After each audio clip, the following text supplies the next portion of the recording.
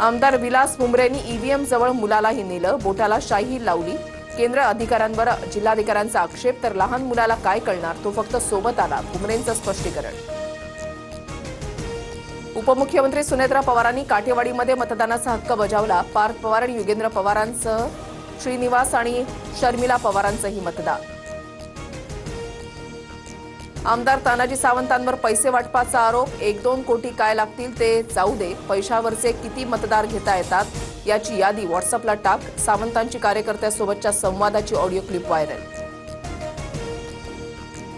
मुंबईच्या महापौर पदासाठी भाजपचा चेहरा ठरला, रितू तावडे यांच्या नावाची घोषणा, तर शिवसेनेचे संजय घाडी मुंबईच्या उपमहापौर पदाचे उमेदवार। ठाकरेंची शिवसेना बीएमसीच्या महापौर उपमहापौर निवडणुकीमध्ये उमेदवार देणार नाही, अपशकुन करणार नाही, सक्षम विरोधी पक्षनेता म्हणून काम करणार, गटनेत्या किशोरी पेडणेकरांकडून स्पष्ट।